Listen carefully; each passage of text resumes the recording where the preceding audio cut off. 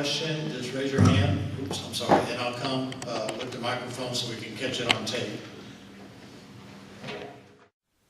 I've been in Spiritism for 3 years and have studied a lot, read a lot, attended with my wife, and we attend regularly at SER here in Atlanta.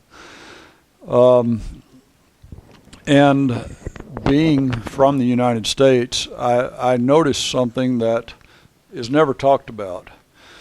And I have a master's in world religions, so I'm an ordained chaplain in a Christian church. The reason I say that is because I notice things that aren't spoken about. The question I have is this.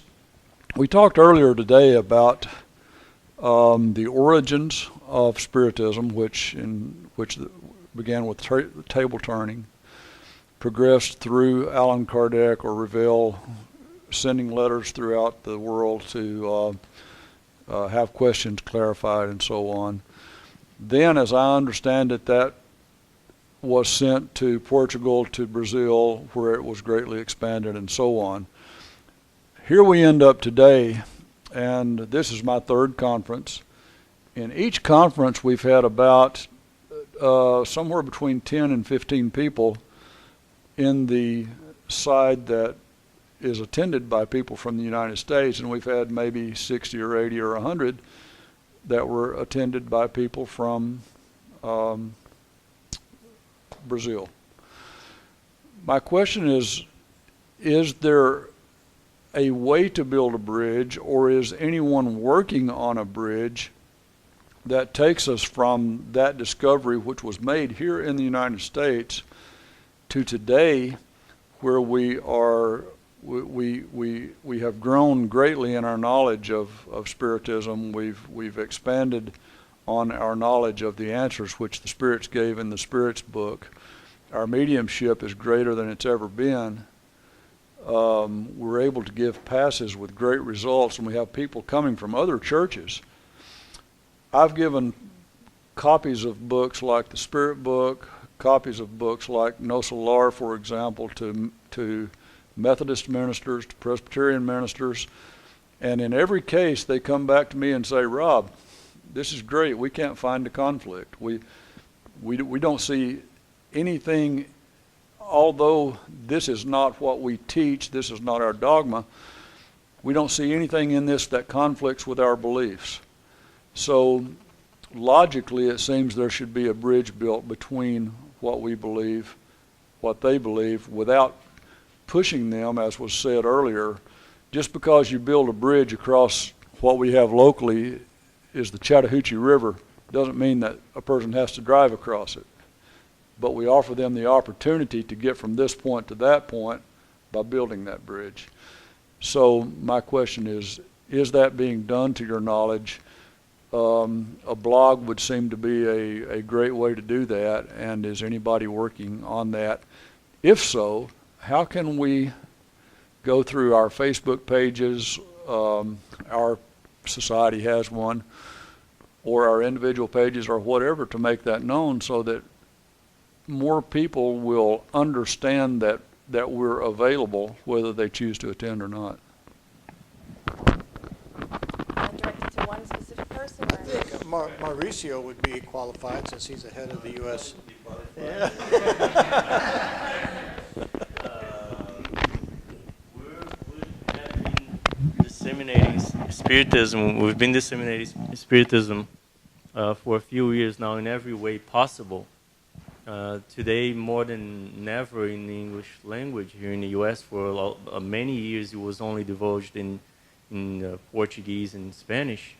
10 years ago, you could not really find more than 10 books translated to English.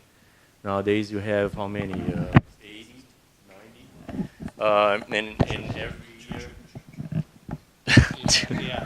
And every year, there's like more, another 10 or 15 being translated.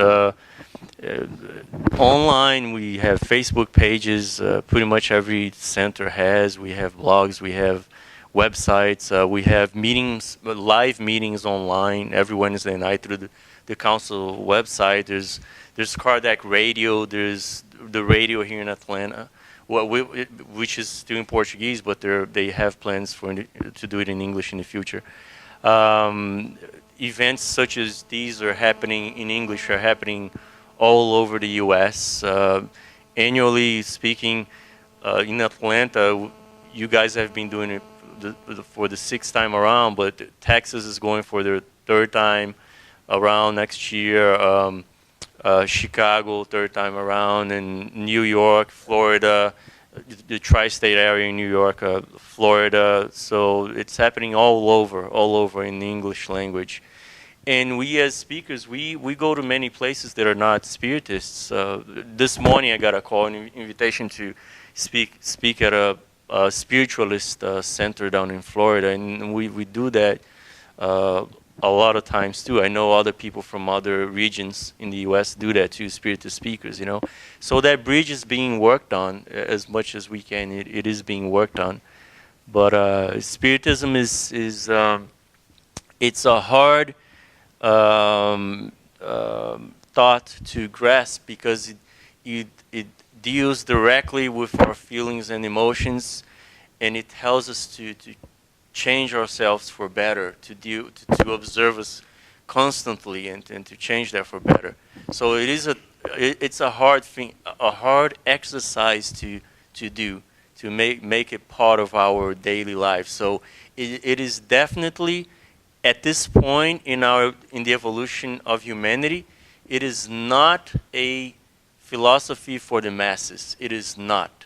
Okay, you're not going to see a stadium full of Spiritists to watch a speech like you do see it on TV with Joel Osteen and so on and so forth, and many other religions.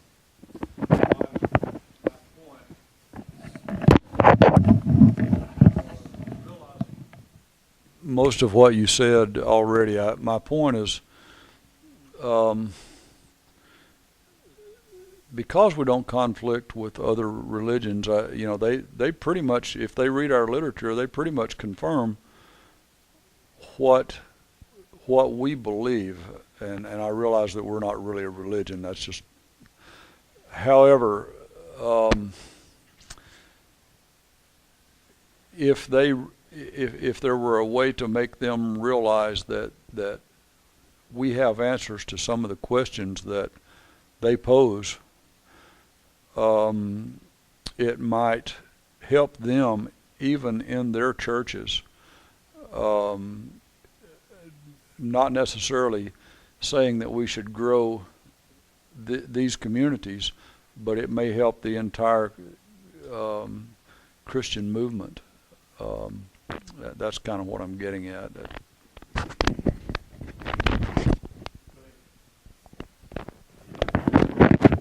Sort of a complex question that I think we're attempting to answer it as the best we can.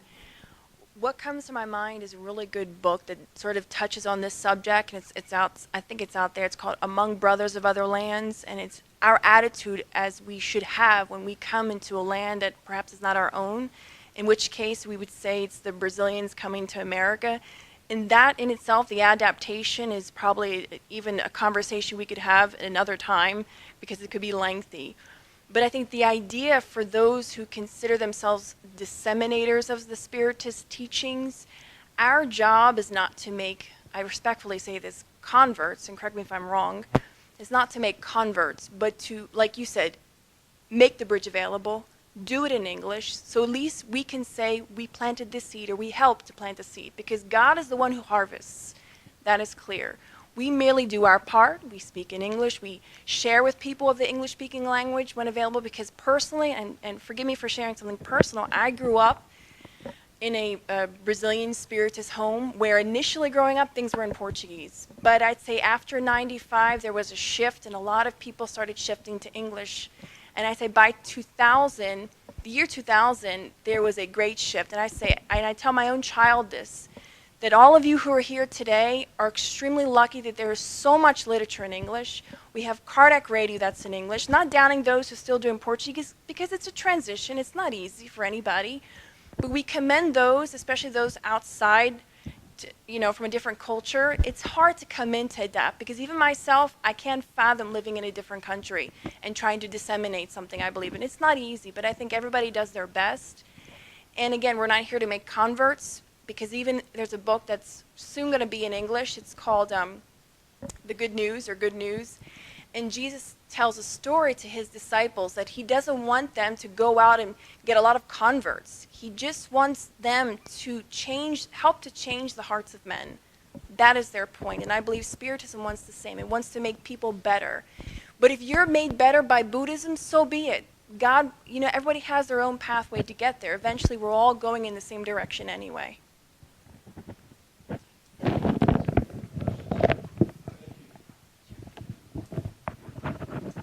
I think, at least this afternoon, at some point in time during each of the talks, everybody mentioned reincarnation in some form or another. So the question I'd have for anybody who wants to attempt it is, can you be a Spiritist or believe in Spiritism without believing in reincarnation? I think it will be difficult. Yeah, I didn't. I'm sorry.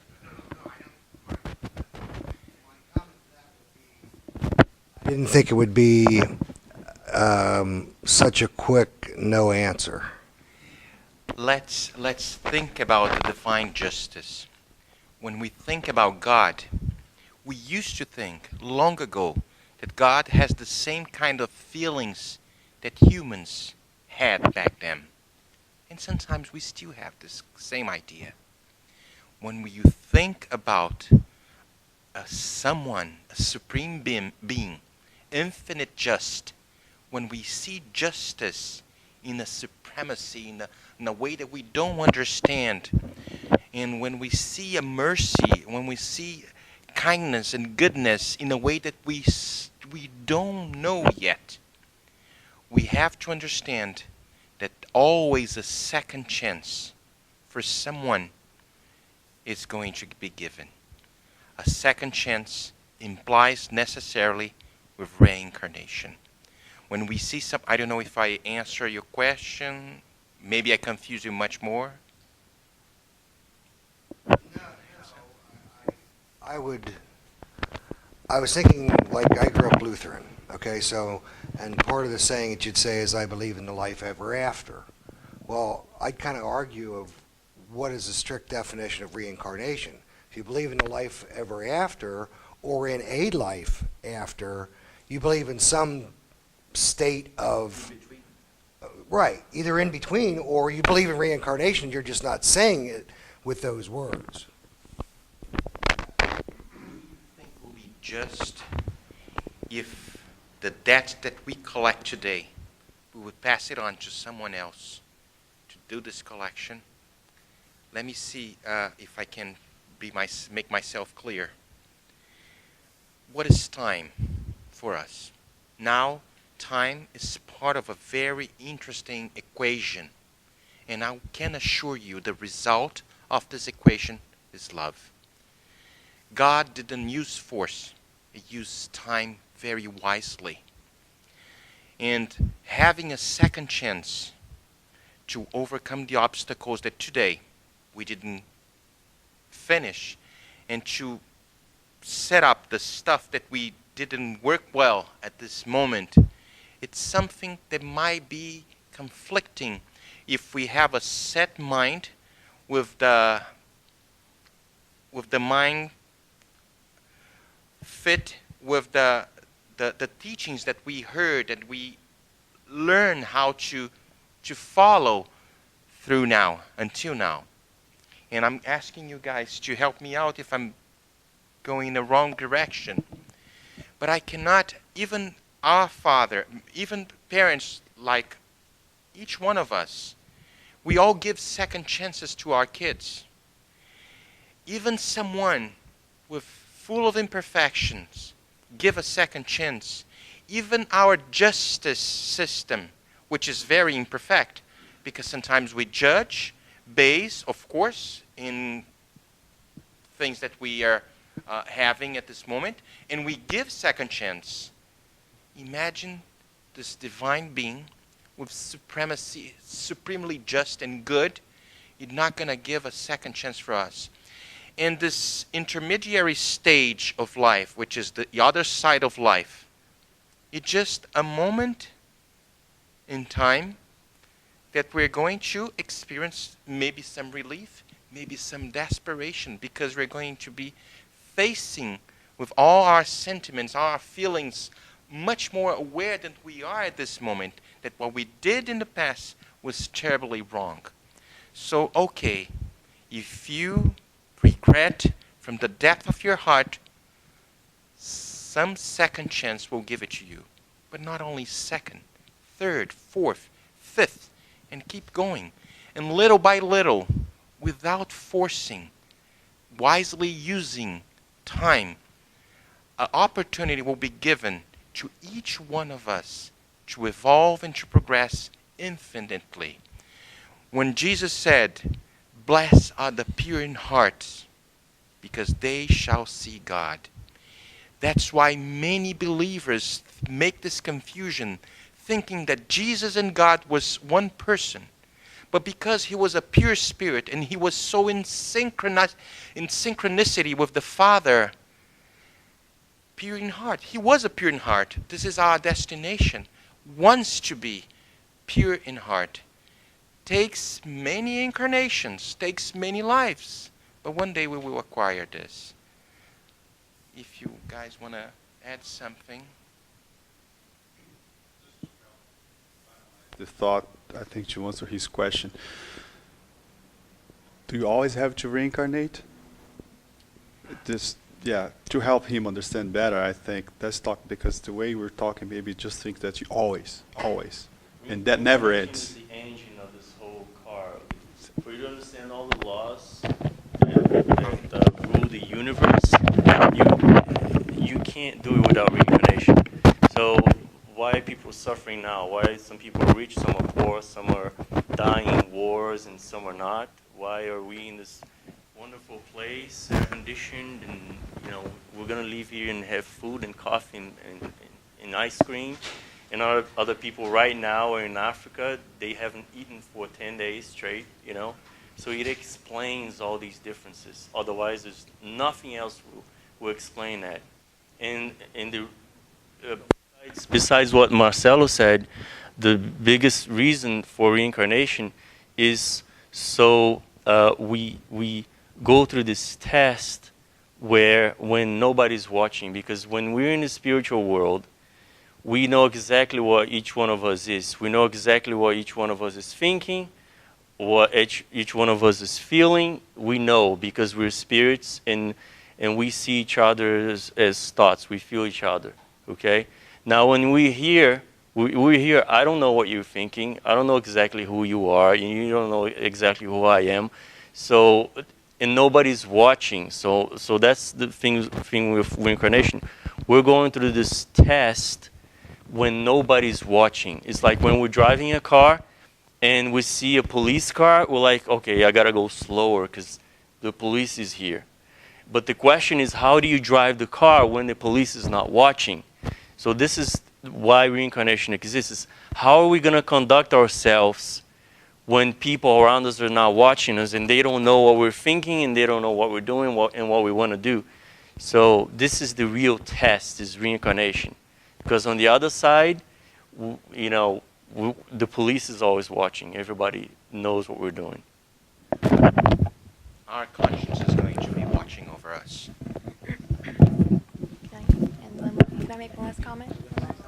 Okay.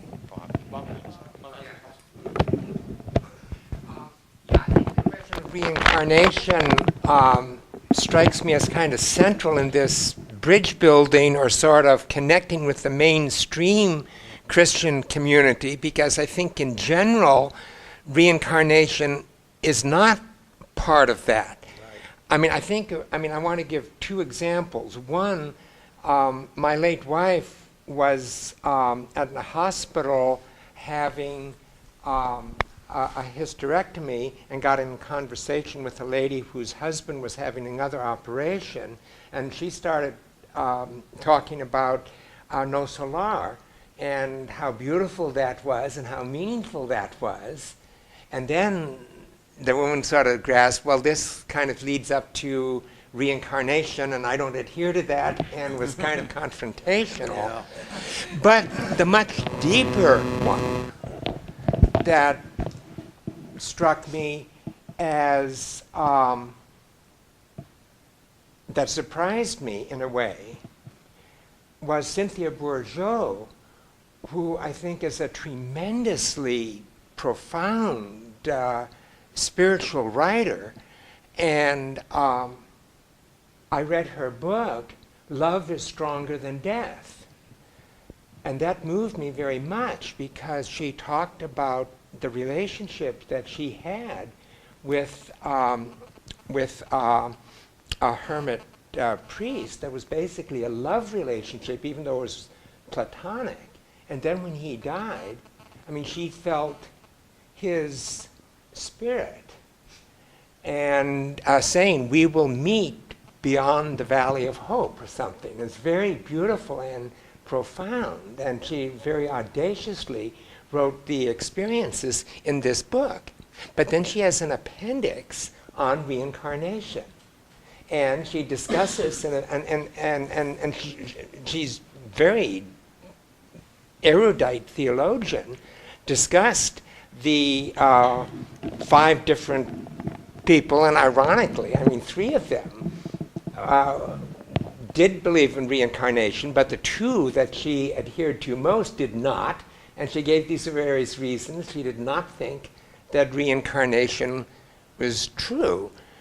And I think in terms of having a real discussion, and I guess the other sort of factual question I have is that, as I understand it, the early Christians did believe in reincarnation. Right.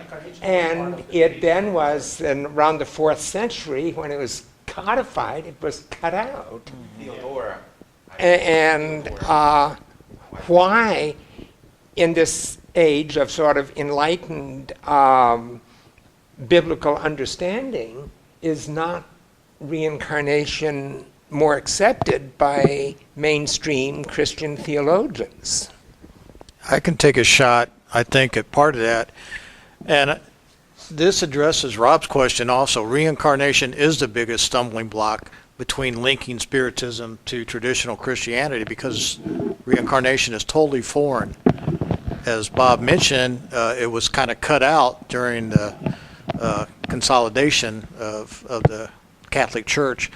And I think the biggest problem is because most Americans don't have a true understanding from the spiritualist point of view exactly what reincarnation is, exactly how it works, and exactly what the reason for it is. Most of Americans' ideas of reincarnation come from the Buddhist philosophy. The problem is that it gets rid of heaven, hell, and purgatory. If you believe in reincarnation, you cannot believe in these other things. Right. Okay? That's why. That's why what? That's why there's such a big stumbling gap block. in between Oh. what evangelical Christians believe in reincarnation. Right. It's- But a lot of the traditional religions today have gotten rid of the concept of hell. You know, if you talk to a lot of new age, I guess, Right. Christian But religions, if they you don't didn't- no longer believe. hell and purgatory. Right. It all goes down So the that drain. that actually is, I think, disappearing. Yes. But it's still, I think it's just basically Americans don't really understand how the mechanisms of what reincarnation is because they don't have anybody's never told them, and all they know about Yes. is you can come back as an ant or a bug or a Right. lion or a tiger, and that Right. people can't accept that because it's so illogical and it doesn't make sense. But that's the understanding they have of what reincarnation is, therefore they reject it. Spiritism does not Right. agree and believe in reincarnated as an animal because we think we always progress, we Right. always evolve. And I think, Kirsten, you want to say something, huh? Yeah, I think so. He was asking me for the Um, One quick thing, 'cause I don't want to take up too much time, but the idea of taking out reincarnation allowed the church to obtain a lot of to obtain more money, because a lot of priests way back when used to say, well, you can pray for your redemption, or you can pay for your redemption. I mean, if you do go back and read history and study it, people would pay. And there was a lot of spirits that discarnated thinking that, well, I paid the priest all this money to get to heaven, and what, I'm in hell now? So there was that notion of control as well. But one other thing I wanted to add to what your comment, Tim, was that I'm going to answer your question with a question. Well, actually, rather make a comment than a question to you. Spiritism's goal, at least in part, I believe, is to make people better. Do you need to believe in reincarnation to be a good person? No, you do not. Because there's plenty of people who believe in reincarnation and are not necessarily good people. Right. So I would say if you're struggling, you or somebody else is struggling with that idea, I would say pray about it, maybe read more about it, but work on being the best Tim that you can be, because that is what's most important. And eventually, over time, things will come into place when it's appropriate for you. That's what I would say. To add to what she's saying, as Spiritists, we do not need to worry about making people become Spiritists. As the saying goes, Spiritism will not be the religion of the future. It will be the future of all religions. So all this stuff we're talking about here all day, in the future, every single religion, people are still going to be Buddhist, they're still going to be Protestant, but they're going to believe in these same things. As we progress, as a spiritual being progresses and reincarnates, it starts understanding these things. Why? Because in more progressed planets, worlds, the spirits are going to be here with us, and we're going to be in constant contact with them. Much more than what we are now. We're going to see them. We're going to talk to them as we are incarnated here. And all this stuff is in the Spirit's book. There's not going to be this thing, we need a medium. We have to do a mediumistic meeting. There's not going to be any of that. We're going to be so close to the spirit world. It's going to be as if we are in the spiritual realm, but reincarnated. So Spiritism is the future of all religions. Speaking of spirits, real quick, Alex, that dude you talked about coming over to help us out and stuff. Yeah. That's in a year and a half or 2 years maybe of coming to SCR. We go here in Atlanta. I'd never heard of that guy. So it's not a guy. Or the was that real or spirits? No, they're real. These are the spirits. It's important to remind and to remember that we are all sons of the same God. It doesn't matter if we live on Earth, Jupiter, on a star 5 billion light years away from us. We are all sons of the same God. We are all created equals, and we all have the same capabilities and the same potentials. We are all going to be evolving someday, somehow, to reach the same point, because that's our purpose over here. When we say that Spiritism doesn't have to be transforming anyone, we don't have to bring adapters to what we think, because the purpose of Spiritism is to make people better. That's our point. These people from Capel or Capella, I was just trying to check the spelling of that, and Andrea correct me that. This is a planet, and if you go to the maps to the zodiac, you're going to find it, the constellations and everything else. And if you read this book from Emmanuel, which is one of the most enlightened spirits, which is channeled through Chico Xavier, the books and the messages about Christ and everything, he has a lot of knowledge, and he brings a lot of information about that. That's one of the most, I would say, trustable sources that we could have from the spiritual world. That's already translated in English. You can find the book in English.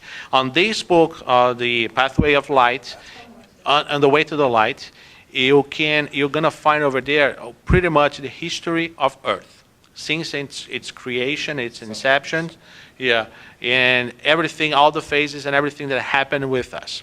Then there is more detail about these concepts that you can find out on the internet, and there's a few websites also. There is more books, but they are in Portuguese. They are not translated into English yet, but they give the details and everything. But when you put this on the perspective and you start to think, makes all the sense. Because today, for example, you have a lot of archaeologists and scientists looking into all of those monuments, not just the pyramids of Egypt, but at the Stonehenge in England, and all the Machu Picchu in Peru, the Mayan population, people living on the eastern side as well. You have a lot of those monuments, a lot of those things that you cannot understand. There's no explanations. How that came up, where did it come from? All of a sudden, all of the knowledge, all of the information, all those constructions showing up on Earth. What happened with the Mayans? What happened with the people on Machu Picchu? They evolved. They did what they were supposed to do over here, and they went back to their planets. They're done. The same thing about the Egyptians. The Egyptians, they were dominating the world. The Greeks, they dominated the world with their philosophies. They produced the most beautiful pieces that from that time. They transformed generations and generations. They inspired a lot of other philosophers that came after them. Where are those people today? Greek, if they don't have help from the European community, they would be dead today. The Egypt is in the situation that we can see today. Why those nations are not dominating today? Because the ones that had all the knowledge, they went back to their planets. So, and that happens from time to time in different planets and different circumstances, because God is not just leaving ourselves to do our job on ourselves. He's always sending help. He's always sending support. He's always sending the tools that we need to work with that. Those informations that came in with the people from Capel, they were very important. People are trying to understand, as of today, the pyramids. And they can't. The scientists cannot explain where that astrological knowledge came from, where that belief on reincarnation that the Egyptians had on that time came from. There's a lot of questions that when we put this in perspective and you accept the possibility of those people coming over here to help us, then makes a lot of sense. Then you can see the whole picture much clearer. The pieces fall in place. Just going to ask one final question. So I can ask a question now, right? All right, so if I were to ask each one of you in 30 seconds to let us know what is it that you learned while preparing for your lectures. In 30 seconds, if you could tell us, each one of you in 30 seconds, what is it that you learned that was special while preparing for your lectures? I got to be the first one. It just reaffirms to us that the spirits are all around us at all times, and we forget that. We're spiritists, and we forget that. You know, they live around us, and they try to talk to us. They try to send, good thought to us and bad thoughts and all these things at all times, constantly, and we forget that. I just learned that I don't know nothing. That I still have a lot of things to come up with.